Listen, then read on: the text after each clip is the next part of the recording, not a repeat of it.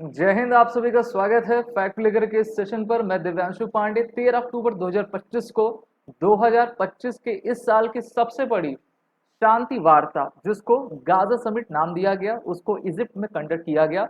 और इसमें अमेरिका के प्रेसिडेंट डोनाल्ड जे ट्रंप मुख्य अतिथि रहे और विश्व के कई नेता इसमें आए थे, जहां पर उन्होंने इस पीस डील को अंजाम दिया। हम जानते हैं कि 7 अक्टूबर 2023 से ही हमास वर्सेस इसराइल के बीच में युद्ध चल रहा था और हमास एक प्रकार का प्रॉक्सी है ईरान का। तो इस तरीके से आप कह सकते हो कि 2 साल से भी अधिक ये युद्ध चला, जिसमें गाजा में बहुत सारे लोगों की क्षति भी हुई।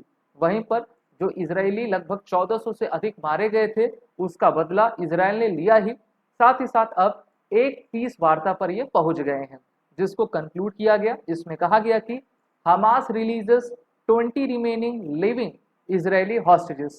Palestinians search Gaza rubble for their dead. तो गाजा तो पूरी तरीके से खंडहर आपका बन चुका है। डोनाल्ड ट्रंप ने अभी हाल ही में गाजा का पीस प्लान दिया था, जहां पर उन्होंने 3 फेजेस की बात की थी, जिसको अभी मैं आपके साथ शेयर करूंगा। इसके साथ ट्रंप ने यह भी वार्निंग दे दी थी, लास्ट वार्निंग दी थी हमास को, कि अगर आप रिलीज नहीं करते हो तो आप ऐसा कुछ देखोगे जो आपने कभी अपनी हिस्ट्री में ना देखा हो, क्योंकि अब अमेरिका इसमें उतर जाएगा। तो इसके बाद से जो है ये तय किया गया कि एक पीस डील को होना चाहिए, एक वर्ल्ड लेवल समिट होनी चाहिए, जिसमें सभी विश्व के जो मुख्य लीडर्स हैं वो आए और इस डील को आपका अंजाम दें। इस बार इस डील का वेन्यू चुना गया इजिप्ट में। अगर आप देखोगे, इसराइल का बॉर्डर साउथ में इजिप्ट के साथ मिला करता है और गाजा और इसराइल के बॉर्डर की तरफ, इजिप्ट बॉर्डर की तरफ जो है, जो पैलेस्टाइंस हैं लगभग 1.48 मिलियन, वो उसी बॉर्डर की तरफ आपके आके जुट गए थे, जिससे कि इजिप्ट को भी काफी समस्या पिछले 2 साल से झेलनी पड़ रही थी। और अब इजिप्ट काफी राहत की सांस लेगा। जो गाजा के लोग हैं वो काफी राहत की सांस लेंगे, क्योंकि अब किसी प्रकार की बमबारी नहीं होगी। अब इसमें ये जो आपकी पीस डील हुई है, उसमें टर्की ने कहा कि इस समिट में इसराइल के प्राइम मिनिस्टर बेंजामिन नेतन्याहू नहीं आने चाहिए। जी हाँ, उन्होंने कहा कि उनका होना यहाँ पे आवश्यक नहीं है। और इसराइल की तरफ से आप कह सकते हो कि डोनाल्ड ट्रंप इस समिट के मुख्य अतिथि रहे थे। और इजिप्ट के जो हम कह सकते हैं कि राष्ट्राध्यक्ष हैं, जिनका नाम अल सीसी है, वो भी थे। इसमें कहा गया कि Egyptian president Abdul Fattah Al Sisi says president Trump is the only one who could have brought peace to the Middle East. Trump के लिए सबसे दुखद भरी खबर यही है कि जो नोबेल पीस प्राइज है ये इनको नहीं मिला है। वेनेजुएला की एक महिला जिसका नाम मारिया है, उसको मिल गया है। तो ट्रंप काफी आहत है और ट्रंप लगातार कह रहे हैं कि देखिए, मैंने काफी बड़े बड़े युद्ध को रुकवाया है। गाजा समिट को हम कह सकते हैं कि हाँ, करवाने में ट्रंप की काफी बड़ी भूमिका रही है। और अब इनका नेक्स्ट जो हम कह सकते हैं कि टारगेट रहेगा, वो रशिया और यूक्रेन को रोक पाने में रहेगा। क्या वो इस साल रुकेगा? ऐसा तो कम ही लगता है, लेकिन अगले साल तक जरूर रुक पाने की पूरी संभावना जताई जा रही है। आगे ये कहते हैं कि your excellency is the only one capable of bringing this about the bringing an end to this war. You are the only one who is able to bring. और डोनाल्ड ट्रंप को अपनी तारीफ सुनने में तो काफी अच्छा लगता है। हम भी यही चाहते हैं कि विश्व में शांति हो, लेकिन अगर किसी की पुस्तक में ये लिखा रहता है कि जब तक यहूदी हैं तब तक कयामत की रात नहीं आएगी, इसलिए हमको यहूदियों को इस पूरी दुनिया से हटाना है, वो भी काफी गलत बात है। सभी इंसान हैं, मानवता के साथ हमको एक साथ रहना होगा। और किसी दूसरे व्यक्ति, दूसरे राष्ट्र के खिलाफ अगर हम अपने मन में दुर्भावना लाते हैं तो कुछ इसी प्रकार का हाल होगा, जो कि बिल्कुल भी अच्छा नहीं, क्योंकि इसमें महिलाएं, बच्चे, बुढ़े, जवान सब मारे जाते हैं, सब इसमें पीसे जाते हैं। PM Modi gets invite from Trump el Sisi to attend Sharm el Sheikh Gaza peace summit. अब देखिए, भारत को भी इनविटेशन इसमें दिया गया। बहुत सारे लोग आए थे, फ्रांस के आपके प्रेसिडेंट आए थे, वहीं पर यूके के प्राइम मिनिस्टर, सभी लोग इसमें आपके आए थे। लेकिन भारत ने क्या किया, मोदी जी नहीं गए। और मोदी जी ने अपने तरफ से जो है अपने मिनिस्टर कीर्तिवर्धन सिंह को इसमें भेज दिया था, जो कि एमओएस है, एमईए में, और काफी पढ़े लिखे हैं, अच्छे हैं। तो भारत ने अपनी तरफ से इनको आपका भेजा, लेकिन मोदी जी इसमें नहीं गए। मोदी जानते थे यार, जाने का कोई फायदा है नहीं ना, क्योंकि जो मंच का जो मेन वो है वो तो ट्रंप ले जाएंगे। इसलिए मोदी ने कहा कि अब जब समिट हो ही रही है तो अच्छी बात है। और मोदी जी ने जब ये पीस डील हो रही थी और ट्रंप ने जब ऐलान किया था 2 दिन पहले ही मोदी जी के द्वारा आपके नेतन्याहू को और डोनाल्ड ट्रंप को कॉल किया गया और उनको धन्यवाद दिया गया कि चलिए अब जो है ये पीस डील आपकी हो रही है जिससे कि मानवता को सबसे अधिक लाभ मिलेगा। The president of the United States, the chief of state और head of government, middle east peace plan इसको आपका नाम दिया गया, जिसको आज ही 13 अक्टूबर को दोपहर 2:30 बजे से लेकर 4:30 बजे तक आपका कंडक्ट किया गया। और इसमें लगातार प्रेसिडेंट ट्रंप जो है मुख्य भूमिका में आए। 12 अक्टूबर को जो है ये व्हाइट हाउस से इजराइल की तरफ जाते हैं, इजराइल के सेनेट उनकी जो पार्लियामेंट है वहां पर स्पीच देते हैं और इजराइल के जो प्रेसिडेंट है उनसे ये कहते हैं कि जो भी करप्शन के चार्जेस नेतन्याहू के ऊपर लगे हैं आप उसको इग्नोर करिए क्योंकि ये काफ़ी अच्छा काम कर रहे हैं। इसके बाद जब टर्की ने कहा कि देखिए इजिप्ट में किसी भी तरीके से नेतन्याहू की एंट्री नहीं होनी चाहिए, तो नेतन्याहू मान गए क्योंकि फाइनली ये डील तो आपकी हो ही रही थी। तो ट्रंप गए और ट्रंप जो है इजराइल का पक्ष भी वहां पर रख रहे थे। तो ये चीजें आपकी हुई हैं जो कि काफी अच्छी बात है।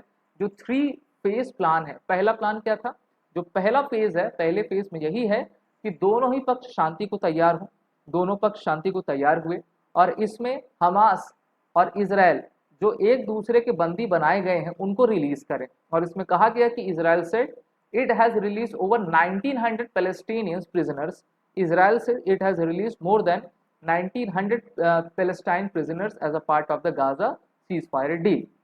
और उस तरफ से हमास के द्वारा भी जो है जो 4 हॉस्टेजेस जो मृत थे उनकी बॉडी दी गई, जो जिंदा थे उनको दिया गया। तो इस प्रकार से पूरा का पूरा आपका एक्सचेंज हो गया जो कि अच्छी बात है।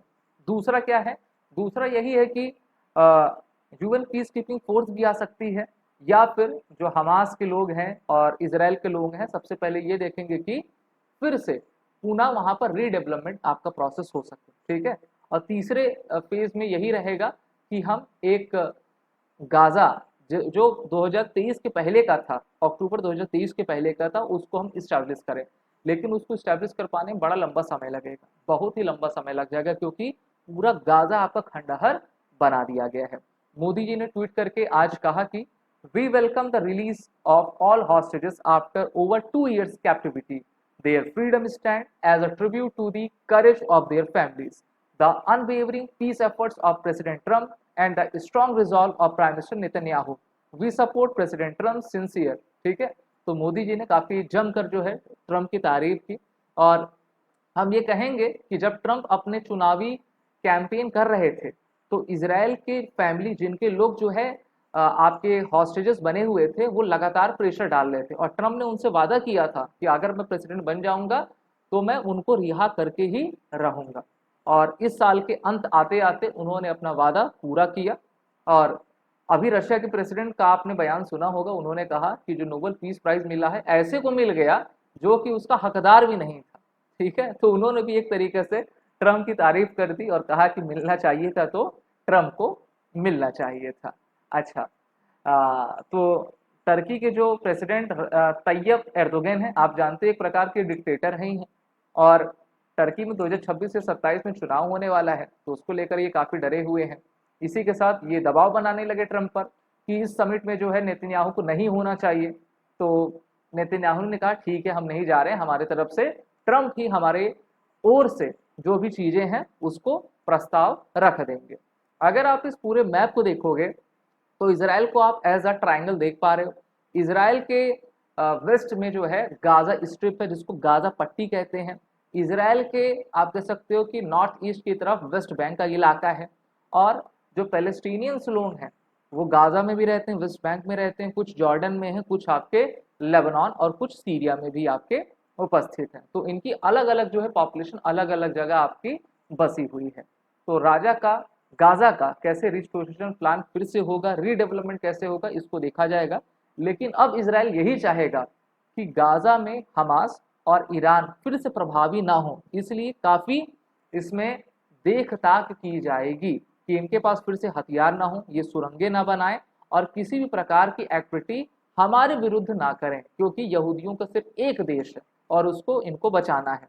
वहीं पर अभी आपने देखा होगा फ्रांस ने, यूके ने ये भी बात कह दी थी कि हम डबल नेशन थ्योरी की बात करते हैं उसको हम मानते हैं कि एक तरफ पैलेस्टाइन होना चाहिए, एक तरफ आपका इजराइल होना चाहिए। लेकिन इजराइल ने इससे मना कर दिया, उन्होंने कहा कि नहीं नहीं, ऐसा बिल्कुल नहीं हो सकता, अगर ऐसा हो जाएगा तो ये हमको और भी दिक्कत देने लगेंगे। और इजराइल ने काफ़ी जो है इनको क्षति भी पहुंचाई हुई है। तो अंततः मानवता की विजय हुई, शांति से, टेबल टॉक से ही सभी चीज़ें सॉल्व हुआ करती हैं। और भारत भी इसमें लगा था, लगातार भारत की तरफ से इसमें बात की जा रही थी। और भारत चाहेगा कि जो अफगानिस्तान पाकिस्तान के बीच में जो हो रहा है, रशिया यूक्रेन के बीच जो हो रहा है, उसमें भी शांति जल्द से जल्द स्थापित की जाए। वीडियो अच्छा लगा तो इसको लाइक करें, शेयर करें, हमारे चैनल को आप सभी सब्सक्राइब कर दें जिससे कि इम्पॉर्टेंट नोटिफिकेशन आप तक समय रहते पहुंच सके। और हमारा जो चैनल फैक्ट क्लिकर है इसको सब्सक्राइब जरूर करें। जय हिंद।